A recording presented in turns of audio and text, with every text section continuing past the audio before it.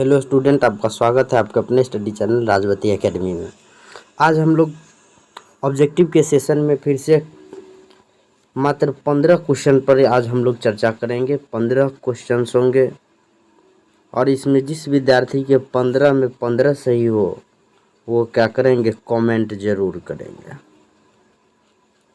और ये आज थर्ड क्लास है, इसमें आज हम लोग केवल 15 क्वेश्चन के लिए केवल क्या करेंगे, चर्चा करेंगे। और यह सेशन इसलिए चलाया जाता है क्योंकि कोविड-19 के कारण हम लोग क्लास नहीं ले पा रहे हैं ऑफलाइन। इसीलिए हम लोग विद्यार्थी के तैयारी के लिए ऑफलाइन क्लास नहीं लेकर ऑनलाइन क्लास की क्या कर रहे हैं, सुविधा कर रहे हैं। तो जिन जिन विद्यार्थियों को अगर वो 2021-22 में एग्ज़ाम देंगे वो ज़रूर क्या करेंगे, अपना तैयारी जारी रखेंगे। क्योंकि बीमारी है तो बीमारी के से हम लोग को डरना नहीं है, बशर्ते बीमारी से हम लोगों को केवल और केवल बचना है। तो ठीक, हम लोग सबसे पहले क्वेश्चन के बारे में चर्चा कर रहे हैं आगे। पहला क्वेश्चन देखिए क्या कह रहा है। पहला क्वेश्चन आ गया। पहला क्वेश्चन रखा रहा है, सही उत्तर का संकेताक्षर क, ख एवं घ में लिखे। सही उत्तर का संकेताक्षर क, ख और घ में लिखे। क्या कह रहा है पहला क्वेश्चन पर, ये कि रासायनिक अभिक्रिया को व्यक्त किया जाता है संकेत के रूप में, अनुसूत्र के रूप में, समीकरण के रूप में या फिर सरल सूत्र के रूप में। तो सब पर टिक लगा हुआ है, लेकिन उसको हम लोग क्या करेंगे, डील करेंगे। सबसे पहले तो यहाँ पे देखिए क्या कह रहा है कि रासायनिक अभिक्रियाओं को व्यक्त किया जाता है। तो किसके रूप में व्यक्त किया जाता है यह हम लोग को जानना, ठीक है। रासायनिक अभिक्रियाओं को व्यक्त किया जाता है। तो जो रासायनिक अभिक्रिया होता है उसको एक समीकरण के रूप में व्यक्त किया जाता है। किसके रूप में, एक समीकरण के रूप में। क्योंकि जब ये और उस समीकरण में जो रहता है, अब यहाँ पे देखिएगा, अब यहाँ पे देखिए समीकरण में जो रहता है इसमें होता है सूत्र का उपयोग। समीकरण में किसका उपयोग होता है, सूत्र का और संकेत का उपयोग होता है। किसमें, तो समीकरण में सूत्र और संकेत का उपयोग होता है। तो रासायनिक अभिक्रिया को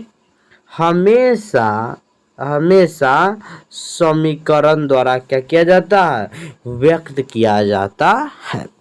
जैसे कि एक एग्जाम्पल पर हम लोग चर्चा कर रहे हैं, ठीक है।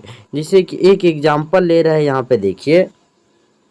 जैसे कि कह रहा है कि हाइड्रोजन प्लस, जैसे कि यहाँ पे देखिए कह रहा है कि हाइड्रोजन, कह रहा है कि हाइड्रोजन और ऑक्सीजन सीजन आपस में मिलकर पानी का निर्माण करता है। ठीक, निर्माण करता है। ठीक, अब देखिए यहाँ पे हम लोग चर्चा करेंगे। तो कह रहा हाइड्रोजन और ऑक्सीजन आपस में मिलकर किसका निर्माण करता है, पानी का। तो हाइड्रोजन का संकेत क्या होता है, H, और ऑक्सीजन का संकेत O, तो और बन गया। और पानी का क्या होता है, H2O। तो इसमें हम लोग सूत्र और संकेत का तो उपयोग किए, लेकिन यह एक प्रकार का क्या हो गया, समीकरण हो गया। क्या हो गया, समीकरण हो गया। इसीलिए कहा जाता है कि रासायनिक अभिक्रिया को समीकरण द्वारा सूचित किया जाता है। रासायनिक अभिक्रिया को, कलर चेंज कर देते हैं, को समीकरण द्वारा सूचित किया जाता है। समीकरण द्वारा सूचित किया जाता है। क्या किया जाता है, सूचित किया जाता है। तो फर्स्ट का जो आंसर होगा हम लोगों का ग आंसर होगा। किस क्या होगा आंसर, ग आंसर होगा। ठीक, फर्स्ट का आंसर क्या हो जाएगा, तो उसका आंसर हो जाएगा ग। टिक लगा हुआ है, ग आंसर हो जाएगा। ठीक, आगे बढ़ेंगे अब हम लोग। सेकंड में क्या कर रहा है कि समीकरण के बाएं एवं दाएं ओर, ठीक, समीकरण के बाएं एवं दाएं ओर, ठीक, समीकरण के बाएं एवं दाएं ओर, ठीक से क्या कर रहा है, समीकरण के बाएं एवं दाएं दोनों ओर प्रत्येक प्रकार के परमाणुओं की संख्या समान है, यह समीकरण होता है। तब देखिए समीकरण दो प्रकार के होता है, समीकरण दो प्रकार के होता है, समीकरण दो प्रकार के होते हैं। कितने प्रकार के? दो प्रकार के। कहिएगा पहला कौन होगा? तो पहला संतुलित होगा, संतुलित। और दूसरा जो होता है, दूसरा असंतुलित होता है। दूसरा क्या होता है? असंतुलित होता है। अब देखिए तो संतुलित रासायनिक समीकरण पर चर्चा करेंगे। तो संतुलित रासायनिक समीकरण में अभिकारक, किसका? अभिकारक बराबर होता है प्रतिफल के। तो कहिएगा बराबर, यानी कि दोनों का परमाणु भार इसमें क्या होता है? बराबर होता है। दोनों का परमाणु भार यानी कि बराबर होता है अभिकारक और प्रतिफल का, लेकिन असंतुलित में बराबर नहीं होता है। तो यहाँ पे कह रहा है कि समीकरण, अब हम लोग क्या करें चर्चा, कि समीकरण के बाएं ओर और दाएं ओर दोनों ओर प्रत्येक तत्व के परमाणुओं की संख्या समान होती है, तो यह कहलाता है, तो संतुलित कहलाता है। जिसे कि देखिए H2 plus O2 sign of gives H2O बना। हमने आपसे पूछा है हाइड्रोजन कितना है इसमें, तो देखिए हाइड्रोजन है इसमें, कहिएगा सर 2 हाइड्रोजन है। ऑक्सीजन कितना है? तो 2 है। किस में? तो रिएक्टेंट में है। पूछे आप प्रोडक्ट में कितना है, यहाँ पे देखिए प्रोडक्ट का चिन्ह ले रहा है। हाइड्रोजन क्या है? 2। ऑक्सीजन कितना है? 1। क्या ये संतुलित रासायनिक समीकरण है? तो नहीं है। क्यों? क्योंकि हाइड्रोजन 2 है, यहाँ पे ऑक्सीजन 2 है। हाइड्रोजन यहाँ पे कितना? 2 है, ऑक्सीजन कितना? 1 है। तो इसको संतुलित करेंगे तो यहाँ पर जब ये 2 लगाएंगे आगे, तो यहाँ पर भी 2 लगाना पड़ेगा। अब हाइड्रोजन रिएक्टेंट में पहुंच गया 4 और यहाँ भी पहुंच गया 2 दूना 4। तो यह एक प्रकार का संतुलित रासायनिक समीकरण है। क्या है? यह एक प्रकार का संतुलित रासायनिक समीकरण है, संतुलित समीकरण है। तो संतुलित समीकरण में परमाणुओं की संख्या समान होती है। क्यों? यहाँ पे हाइड्रोजन 4 परमाणु हाइड्रोजन का है, यहाँ भी 4 परमाणु हाइड्रोजन, यानी कि परमाणुओं की संख्या क्या होती है? समान होती है। तो इसका आंसर हो जाएगा ख आंसर, यानी कि टिक लगा हुआ है मेरे लिए। अब देखिए अब क्या कह रहा है कि 30 में कि निम्न में से, यहाँ पे कह रहा है कि निम्न में से कौन असंतुलित है। अब यहाँ पे चेक करिए, 2 हाइड्रोजन था, 2 क्लोरीन था, यहाँ 2 हाइड्रोजन और क्लोरीन, यानी कि यह संतुलित है। यानी कि अभिकारक में परमाणुओं की संख्या बराबर प्रतिफल में है, तो यह क्या है? संतुलित समीकरण है। यह क्या है? तो यह एक प्रकार का संतुलित रासायनिक समीकरण है। क्या है? संतुलित रासायनिक समीकरण है। ख में देखिए यहाँ पे 2 पोटासियम है, पोटासियम क्या है? यहाँ पे लिख देते हैं 2। क्लोरीन क्या है? 2। ऑक्सीजन क्या है? 6 है। 3 दूना 6। ख में चर्चा कर रहे हैं। इसमें देखिए पोटासियम क्या है? 2 है। क्लोरीन क्या है? तो 2 है। ऑक्सीजन क्या है? तो 3 दूना 6 ऑक्सीजन है। ऑक्सीजन क्या है? तो 6 ऑक्सीजन है। क्या ऑक्सीजन है? तो 6 ऑक्सीजन है। कितना ऑक्सीजन है? तो ऑक्सीजन इसमें है 6। ऑक्सीजन इसमें कितना है? 6 ऑक्सीजन। पोटासियम क्या है? 2 है। क्लोरीन क्या है? क्लोरीन 2 है। यहाँ पे क्लोरीन क्या है? तो क्लोरीन यहाँ पे 2 है। पोटासियम क्या है? 2 है। ऑक्सीजन क्या है? 6। यानी कि इसमें सब के परमाणुओं की संख्या क्या बराबर है, तो यह भी क्या? दोनों संतुलित ही है। तीसरा देखिए, अब हम लोग तीसरा पर चर्चा कर रहे हैं। लेड क्या है? पीबी लेड यहाँ पे 1 है। और नाइट्रोजन कितना? 2। ऑक्सीजन कितना है? 3 दूना 6। यहाँ पे देखिए लेड कितना है? 1 है। नाइट्रोजन कितना है? 1 है। ऑक्सीजन कितना है? 5 है। क्या इसमें प्रत्येक के परमाणुओं की संख्या बराबर है? लेड का बराबर है, नाइट्रोजन बराबर नहीं है, और यह ऑक्सीजन भी बराबर नहीं है। इसीलिए आंसर कौन हो जाएगा? ग, यानी कि असंतुलित लेड नाइट्रेट का रासायनिक अभिक्रिया एक असंतुलित रासायनिक समीकरण है। यही आंसर इसका क्या होगा? बिल्कुल राइट होगा। यह जो हम टिक लगाए हैं, यह आंसर बिल्कुल सही है। अब हम लोग चलेंगे चौथा क्वेश्चन पर। चौथा क्वेश्चन क्या कर रहा है यहाँ पे पढ़िए। चौथा क्वेश्चन कि निम्न में से कौन संतुलित रासायनिक समीकरण है। संतुलित रासायनिक समीकरण कौन है। तो संतुलित में पहले चेक करेंगे। यहाँ पे आयरन का गो है, एक में एगो है। क्लोरीन का गो है, दो गो। यहाँ पे चेक कर रहे हैं आयरन का गो है, एगो है। क्लोरीन का गो है, 3 गो। तो यानी कि क्या दोनों के बराबर है। पोटास आयरन तो बराबर है, एक ही है, लेकिन यह बराबर नहीं, इसलिए पहला क्वेश्चन, पहला आंसर क्या होगा, नहीं होगा। पहला आंसर इसका नहीं होगा, पहला आंसर नहीं होगा। हम लोग चेक कर लिए, पहला नहीं होगा। दूसरा में कह रहा है कि संतुलित को चुनना है। नाइट्रोजन क्या होगा, दूसरा का चेक कर रहे हैं। नाइट्रोजन एक है, नाइट्रोजन दो गो है। एक नाइट्रोजन और एक नाइट्रोजन यहाँ है, तो दो गो नाइट्रोजन हो गया। हाइड्रोजन कितना है, तो 4 गो है। और ऑक्सीजन कितना है, तो 2 गो है। ठीक, यहाँ पे देखिए नाइट्रोजन कितना है, 2 गो है। हाइड्रोजन कितना है, 4 गो है। और ऑक्सीजन कितना है, 2 गो है।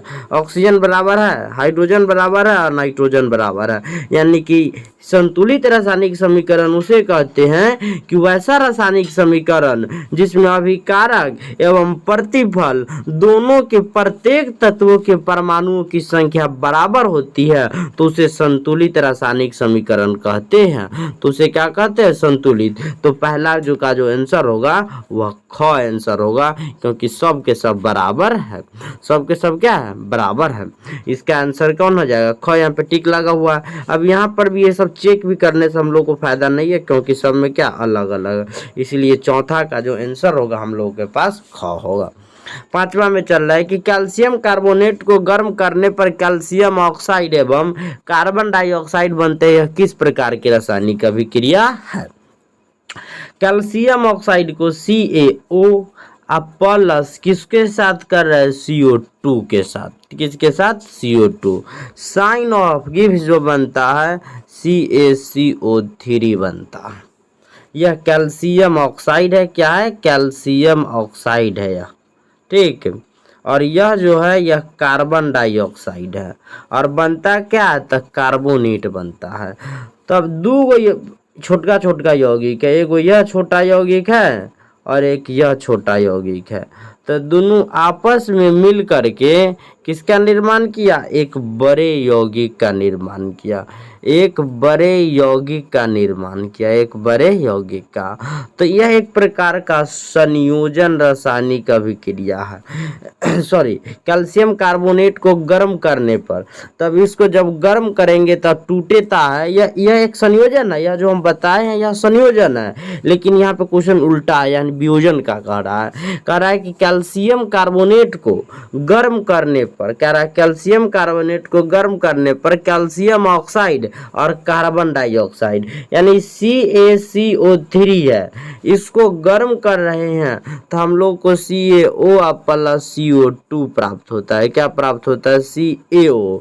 यह जो कैल्शियम कार्बोनेट है यह क्या है, कार्बोनेट है, यह कार्बोनेट है। अब यह ऑक्साइड के रूप में बदल रहा है। यह किसके रूप में, ऑक्साइड, यह कैल्शियम ऑक्साइड, यह कार्बन डाइऑक्साइड। तो जब भी एक बड़ा यौगिक छोटे छोटे दो छोटे छोटे यौगिकों में टूटता है, तो इस रासायनिक अभिक्रिया को हम लोग वियोजन कहते हैं। कि वैसी रासायनिक अभिक्रिया जिसमें एक बड़ा यौगिक दो छोटे छोटे यौगिकों में टूटता है, तो उसे हम वियोजन रासायनिक अभिक्रिया कहते हैं। तो यह इसी को अपघटन भी कहते हैं। क्या कहते हैं, अपघटन भी कहते हैं। तो इसका आंसर हो जाएगा ख आंसर बिल्कुल राइट है। ठीक, 6 में कह रहा है कि क्लोरोफिल और सूर्य के प्रकाश की उपस्थिति में पौधे वायु से कार्बन डाइऑक्साइड एवं पृथ्वी से जल संग्रह करके अपना भोजन तैयार करता है। यह किस प्रकार की अभिक्रिया है। क्लोरोफिल और सूर्य के प्रकाश की उपस्थिति में पौधे वायु से कार्बन डाइऑक्साइड, वायु से क्या लिया, कार्बन डाइऑक्साइड, मिट्टी से क्या लिया, जल लिया और ये अपना भोजन तैयार करते। तो कौन सा रासायनिक अभिक्रिया है, और इसमें उपस्थिति है जो पदार्थों का हमको दे दिया H सूर्य के प्रकाश, और नीचा में क्लोरोफिल है। क्या है, क्लोरोफिल है। ठीक। तो अब कह रहा है कि किस पदार्थ का निर्माण कर रहा है। अब यह जो बन रहा है यह भोजन बन रहा है। क्या बन रहा है? तो भोजन बन रहा है, भोजन। और यह जो भोजन बनता है यह इसका C6H12O6 अर्थात यह जो बनता है यह ग्लूकोज बनता है। क्या बनता है? ग्लूकोज बनता है, यह ग्लूकोज बनता है। तो यहाँ पे 6CO2 6H2O और C6 ग्लूकोज बनता है, इसके साथ साथ बन जाता है इसमें प्लस 6O2 उतो उत्पाद में बाहर भी हो जाता है। तो वैसी रासायनिक अभिक्रिया H जो प्रकाश की उपस्थिति में संपन्न होती है तो उसे प्रकाश रासायनिक अभिक्रिया कहते हैं। क्या कहते हैं? प्रकाश रासायनिक अभिक्रिया कहते हैं, प्रकाश रासायनिक अभिक्रिया कहते हैं। तो इसका आंसर हो जाएगा ख, आंसर हो जाएगा। क्या हो जाएगा? आंसर हो जाएगा ख। कोई दिक्कत? कोई दिक्कत नहीं, बिल्कुल हम लोग समझ गए हैं। अगला कह रहा है कि सिल्वर नाइट्रेट के जलीय विलयन में सोडियम क्लोराइड का जलीय विलयन डालने पर, ठीक, जलीय विलयन, सिल्वर नाइट्रेट के जलीय विलयन में सोडियम क्लोराइड के जलीय विलयन डालने पर अविलय सिल्वर क्लोराइड विलयन से अलग हो जाता है। इस अभिक्रिया को क्या कहते हैं? तो जिसमें अविलय पदार्थ बनता है तो वह होता है अवक्षेपण। क्या होता है? अवक्षेपण। यानी कि वैसी रासायनिक अभिक्रिया जिसमें ठोस पदार्थ उत्पाद में विलयन से अलग हो जाते हैं। किससे अलग हो जाते हैं? विलयन से अलग हो जाते हैं। यानी कि ठोस पदार्थ जो होता है, ठोस पदार्थ के रूप में वह विलयन से अलग हो जाते हैं। तो उसे हम लोग कहते हैं अवक्षेपण अभिक्रिया, अवक्षेपण अभिक्रिया। तो हम सबसे पहले जानेंगे, रटेंगे। कह सिल्वर नाइट्रेट है तो AgNO3 है। अब प्लस इसमें कह रहा सोडियम क्लोराइड NaCl है। क्या डाल रहे हैं? NaCl। साइन ऑफ गिफ्ट जो बनता है NaNO3, सोडियम नाइट्रेट। अब प्लस जो बन रहा है, प्लस बन रहा है AgCl, यही ना। अब कह रहा है कि सिल्वर नाइट्रेट के जलीय विलयन में सोडियम क्लोराइड का विलयन डालने पर अविलय सिल्वर क्लोराइड विलयन से अलग हो जाता है। यह जो सिल्वर क्लोराइड बना, देखिए, यह जो सिल्वर क्लोराइड बना यह ठोस के रूप में विलयन से अलग हो जाता है। तो जो विलयन से अलग हो जाता है उसको हम कहते हैं अवक्षेप। क्या कहते हैं? अवक्षेप। और अवक्षेप जिस अभिक्रिया में बनता है उसको कहते हैं अवक्षेपण अभिक्रिया। कौन अभिक्रिया? अवक्षेपण। तो इसका आंसर जो होगा ग आंसर होगा। क्या होगा? आंसर हो जाएगा ग आंसर। यहाँ पे लिख लीजिएगा AgNO3 plus NaCl, sign of gives AgCl plus NaNO3। ठीक, अब हम लोग आगे चलते हैं। ठीक, आगे ले चलते हैं हम लोग।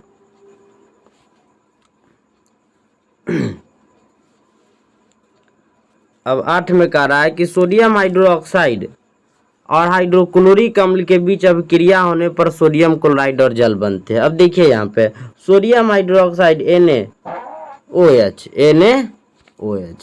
अब प्लस हाइड्रोक्लोरिक अम्ल HCl, यह जो बनता है NaCl अब प्लस बनता है H2O। तो यह एक प्रकार का क्या भस्म है और यह क्या है? अम्ल है। तो जब अम्ल की अभिक्रिया भस्म के साथ कराते हैं तो लवण बनता है। सोडियम क्लोराइड एक लवण है। अब प्लस जल बनता है, जल। तो यह अभिक्रिया एक उदासीनीकरण है। क्या है? उदासीनीकरण है। वैसी रासायनिक अभिक्रिया जिसमें कोई भस्म अम्ल से अभिक्रिया करके लवण और जल बनाता है तो उसे हम लोग उदासीनीकरण रासायनिक अभिक्रिया कहते हैं। तो इसका आंसर जो होगा हम लोग के पास आ जाएगा ख आंसर। क्या आ जाएगा? ख आंसर इसका आ जाएगा। ठीक, लिख दीजिएगा NaOH plus HCl, sign of gives कर दीजिएगा NaCl, अब प्लस कर दीजिएगा H2O। ठीक, अब हम लोग चलते हैं 9वां क्वेश्चन। 9वां क्वेश्चन क्या कह रहा है? इसका क्या आंसर कि रेडॉक्स अभिक्रिया कौन सी है? पहले इस पर हम लोग चर्चा करेंगे, रेडॉक्स पर बिल्कुल बारीकी से। रेडॉक्स अभिक्रिया, तो रेडॉक्स अभिक्रिया के बारे में पहले हम लोग चर्चा करते। किसके? रेडॉक्स के। कि वैसी रासायनिक अभिक्रिया जिसमें ऑक्सीकरण और अवकरण दोनों होता है, ऑक्सीकरण और प्लस अवकरण दोनों होता है, तो उसे हम लोग कहते हैं रेडॉक्स रासायनिक अभिक्रिया। अब देखिए, तो बारीकी से पहले चर्चा करेंगे कि ऑक्सीकरण क्या है। ठीक है, बारीकी से पहले चर्चा करेंगे कि ऑक्सीकरण क्या है। ठीक, पहले अब चर्चा करते हैं कि ऑक्सीकरण, इतना तो हम लोग समझ गए। अब देखिए ऑक्सीकरण में क्या होता है। अब देखिए ऑक्सीकरण में, ऑक्सीकरण वैसी रासायनिक अभिक्रिया जिसमें किसी तत्व से या यौगिक से ऑक्सीजन का योग होता है। ऑक्सीजन का क्या होता है? योग होता है।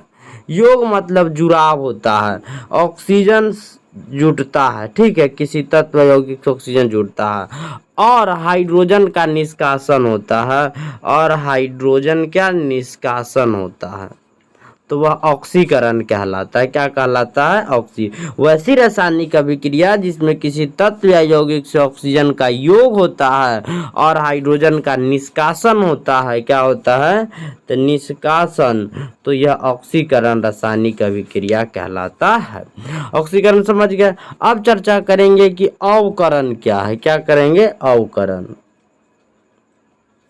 तो वैसी रासायनिक अभिक्रिया जिसमें किसी तत्व या यौगिक से हाइड्रोजन का संयोग होता है, हाइड्रोजन का योग होता है और ऑक्सीजन का वियोग होता है। और ऑक्सीजन क्या होता है? ऑक्सीजन का वियोग होता है, और ऑक्सीजन का वियोग होता है, ऑक्सीजन का वियोग होता है। किसका? तो ऑक्सीजन का। ऑक्सीजन का क्या होता है? वियोग होता है, तो वह कहलाता है अवकरण रासायनिक अभिक्रिया। दोनों कॉन्सेप्ट पहले क्लियर है। तो पहला में कह रहा है कि CaCO3, पहला देखिए क्या कह रहा है कि CaCO3 यह जो टूट रहा है CaO प्लस CO2 में, किसमें टूट रहा है? CO2 में। तो यहाँ पे दोनों में है ऑक्सीजन, इसमें भी है और इसमें भी है। तो इसमें देखिए, यहाँ पे इसमें भी है, तो यहाँ पे इसका 2 प्लस है। तो ये कैसे? तो इसका जिसका निकालना होता है तो उसको x, CO3 का जो चार्ज होता है -2, तो x बराबर 2 प्लस आ जाता है। तो इसमें कैल्शियम का कितना? 2 प्लस आ गया ऑक्सीकरण संख्या। यहाँ भी कैल्शियम का देखिए, यहाँ पे निकालेंगे x -2, तो x बराबर आ जाता है +2। यहाँ पे भी कितना आ गया? +2। अब देखिए कार्बन है, तो इसका कितना हो जाता है? कार्बन का इसको मानेंगे x, तो x -4, तो x बराबर आ जाता है +4। तो यहाँ पे कार्बन कितना आ गया? +4। और यहाँ पर जो कार्बन है, तो यहाँ पर यह जो रासायनिक अभिक्रिया एक प्रकार का वियोजन है। क्या है? क्योंकि एक बड़ा यौगिक छोटे छोटे यौगिकों में टूट रहा है, तो यह वियोजन हो जाएगा, यानी कि पहला नहीं होगा। पहला क्या होगा? नहीं होगा, पहला नहीं होगा, इसमें पहला नहीं होगा।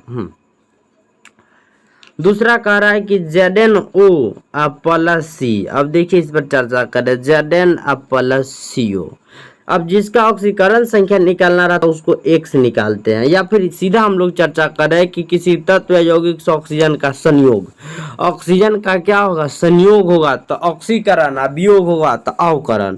अब देखिए ZnO से ऑक्सीजन का वियोग हुआ है। क्या हुआ है? वियोग हुआ है, तो यह एक अवकरण रासायनिक अवकरण होगा। और कार्बन से ऑक्सीजन का क्या है? संयोग हुआ है, तो क्या होगा? ऑक्सीकरण होगा। तो जिसमें ऑक्सीकरण और अवकरण दोनों साथ साथ होता है, तो वह क्या कहलाता है? रेडॉक्स कहलाता है। क्या कहलाता है? रेडॉक्स कहलाता है। यानी कि इसका आंसर कौन होगा? ग, लेकिन चर्चा सभी पर होगी। ठीक है, अब देखिए CaO कह रहा है अब +2HCl, sign of give CaCl2 अब +H2O। अब यहाँ पे इस पर चर्चा कीजिए। सबसे पहले कैल्शियम ऑक्साइड है, अब इसमें से क्या हुआ? ऑक्सीजन, तो इसमें से क्या निकला हुआ है? ऑक्सीजन का वियोग हुआ है। क्लोरीन इसके साथ आ गया है, तो यह एक प्रकार का क्या होगा? अवकरण होगा। लेकिन यहाँ पर यह हाइड्रोजन है, यह किसके साथ मिलकर? ऑक्सीजन के साथ मिलकर यह क्या बना लेता है? H2O। तो इस यह रासायनिक जो अभिक्रिया है, इसमें क्या हो गया? ऑक्सीकरण। अब देखिए सबसे पहले ऑक्सीकरण नहीं होगा, यह भी अवकरण ही होगा, यह भी अवकरण ही होगा, क्योंकि किसी तत्व से हाइड्रोजन का जो संयोग होगा तो वह अवकरण कहलाता। यहाँ दोनों ही केस में देख रहे हैं कि हाइड्रोजन क्या हो रहा है, संयोग हो रहा है। और यहाँ तो है तो ऑक्सीजन वियोग हो रहा है तो अवकरण, लेकिन यहाँ जो हाइड्रोजन संयोग हो रहा था यह भी अवकरण, इसलिए यह रासायनिक अभिक्रिया भी नहीं होगा। और यह जो है यह तो उदासीनीकरण रासायनिक अभिक्रिया है।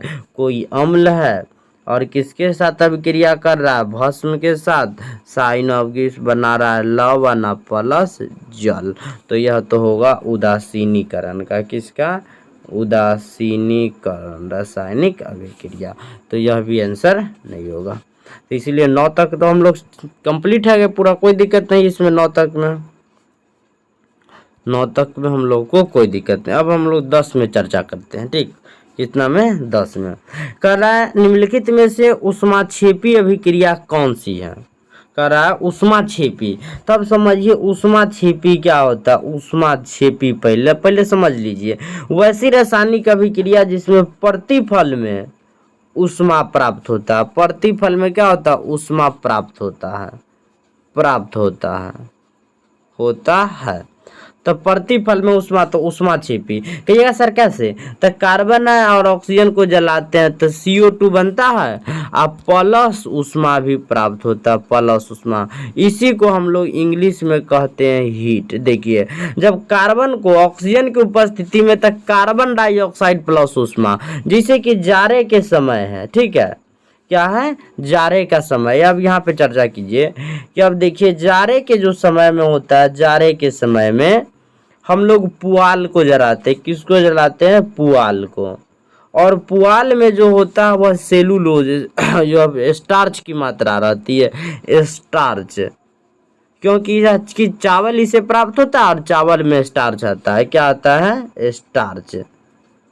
और ये स्टार्च का जो सूत्र होता है C6H10O5, तो इसमें कार्बन की मात्रा उपस्थित है। कार्बन क्या उपस्थित है, तो कार्बन ऑक्सीजन के साथ जलकर कार्बन डाइऑक्साइड बनता है, क्या बनाता है, CO2। और जब इसे ऊष्मा, यानी कि जब हम लोग पुआल को जलाते हैं तो हम लोग को गर्मी भी लगता है। तो वैसी रासायनिक अभिक्रिया जिसमें ऊष्मा प्रतिफल में प्राप्त होता है तो उसको हम लोग कहते हैं ऊष्माक्षेपी। क्या कहते हैं, ऊष्माक्षेपी। क्या कहते हैं, ऊष्माक्षेपी अभिक्रिया कहते हैं, ऊष्माक्षेपी कहते हैं, ऊष्माक्षेपी। इसीलिए इसका आंसर जो होगा, अब हम लोग चर्चा कर रहे हैं कि N2+O2 यह जो है ऊष्माक्षेपी नहीं है, ठीक है। यह जो है यह ऊष्माक्षेपी अभिक्रिया है। क्या है, ऊष्माक्षेपी अभिक्रिया है, ठीक है, क्योंकि इसमें ऊष्मा क्या हो रहा है, प्राप्त। इसमें ऊष्मा लग रहा है, देखिए ये दोनों अभिक्रिया न कर रहा है, इसको करवाने के लिए रिएक्टेंट में ऊष्मा क्या कर रहा है, देना पड़ रहा है। तो यह एक प्रकार का, यह भी ऊष्माशोषी, यह भी ऊष्माशोषी और यह ऊष्माक्षेपी। इसमें कितना जूल देखिए एनर्जी आ रहा है, 95.45 की है कि ना, तो यह एक ऊष्माक्षेपी है, ठीक है। आंसर कौन होगा, ग होगा। 11 निम्नलिखित में से कौन ऑक्सीकारक है, समझिए। सबसे पहले ऑक्सीकारक तभी कुछ होगा, ऑक्सीकारक। अब देखिए वैसा पदार्थ क्या होता है, वैसा पदार्थ यह जो ऑक्सीकारक के रूप में कह रहा है, जिस पर ऑक्सीकारक में क्या होता है कि वह अपना ऑक्सीकरण संख्या क्या कर लेता है, घटा लेता है। अपना ऑक्सीकरण संख्या घटाता है और दूसरे को बढ़ाता है, दूसरे को क्या कर देता है, दूसरे को बढ़ाता है, तो वह ऑक्सीकारक कहलाता है। क्या कहलाता है, ऑक्सीकारक कहलाता है। रुकिए कलर चेंज कर देते तो वह कहलाता है ऑक्सीकारक। क्या कहलाता है, ऑक्सीकारक कहलाता है। जो अपना ऑक्सीकरण संख्या घटा लेता और दूसरे को बढ़ा देता, ऑक्सीकारक। तो यहाँ पर जो ऑक्सीजन जो है यह एक प्रकार का ऑक्सीकारक है और H2S है यह एक प्रकार का अवकारक है। यह यूनिवर्सल है, यानी कि यह विश्वव्यापी है कि H2O यानी कि जो O2 होता है वह ऑक्सीकारक होता है और H2S होता है वह अवकारक होता है। क्या होता है, अवकारक होता है, ठीक। तो ये दोनों क्लियर हो गया, इसमें यह हो जाएगा और इसमें यह होगा। 12 में 13 क्वेश्चन क्या कर रहा है, 13 का क्वेश्चन पर अब हम लोग चर्चा कर रहे हैं कि 13 में क्या कर रहा है कि निम्नलिखित अभिक्रिया को लिखिए। इसमें कहती क्या जा रहा है कि 2CO प्लस यू किस प्रकार की अभिक्रिया है। इस अभिक्रिया को पहले हम लोग यहाँ पर हम लोग सादा पेज है। अब देखिए यहाँ पे कह रहा है कि 2CU plus O2 sign of gives 2CuO। अब यह कौन सी अभिक्रिया है। अब देखिए तो यहाँ पर यह जो अभिक्रिया है एक प्रकार का, देखिए कि इसमें अपघटन होगा नहीं। पहला कह रहा अपघटन, तो अपघटन होगा नहीं। दूसरा कह रहा है कि ऑक्सीकरण है, तो देखते हैं ऑक्सीकरण कैसे है।